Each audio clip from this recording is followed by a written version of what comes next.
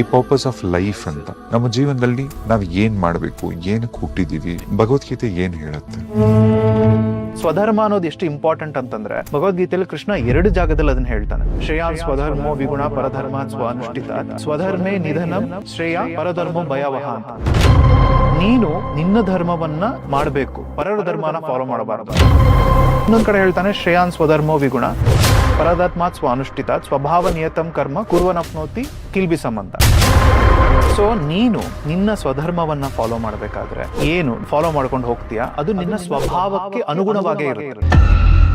Right decisions ನ ತಗೊಂತಾ ಇದೀವಿ ಅಂತ ಹೇಗ್ ಕಂಡುಕೊಳ್ಳೋದು? ಬೇಸಿಕಲಿ ಕೃಷ್ಣ ಏನ್ ಹೇಳ್ತಾನೆ, ತಸ್ಮತ್ ಶಾಸ್ತ್ರ ಪ್ರಮಾಣಂ ತೇ ಕಾರ್ಯ ವ್ಯವಸ್ಥಿತ ಜ್ಞಾತ್ವ ಶಾಸ್ತ್ರ ವಿಧಾನೋಕ್ತಂ ಕಾರ್ಯಂ ಕರ್ತುಂ ಇಹರಸಿ ಅಂತ ಕೃಷ್ಣ ಹೇಳ್ತಾನೆ. ದೇಹ ಅಂತನ್ನೋದು ಆ ಬಟ್ಟೆ ನಿಮ್ಮದು, ಆ ಬಟ್ಟೆ ನೀವಾಗಕ್ಕಾಗಲ್ಲ. ಈ ಬ್ರೈನ್, ಈ ಮಿದುಳು, ಈ ಮನಸ್ಸು ನಿಮ್ಮದು, ಅದು ನೀವಾಗಕ್ ಸಾಧ್ಯ ಇಲ್ಲ. ಅದರೊಳಗಿರೋ ಒಂದು ಆತ್ಮ ಏನಿದೆ, ಎನರ್ಜಿ, ಅದು ನೀವು. ನಿಮ್ಮ ನಿರ್ಧಾರಗಳನ್ನ ಇದನ್ನ ಬಳಸಿ ತಗೊಳ್ತಾ ಇದ್ದೀರಾ ಅಥವಾ ಶರೀರ ಏನೋ ಒಂದು ಆಸೆ ಪಡ್ತಾ ಇದೆ ಅದನ್ನ ಬಳಸಿ ತಗೊಳ್ತಾ ಇದ್ದೀರಾ? ಅದೆರಡು ನೀವು ಕ್ವಶನ್ ಮಾಡ್ಕೋಬೇಕು.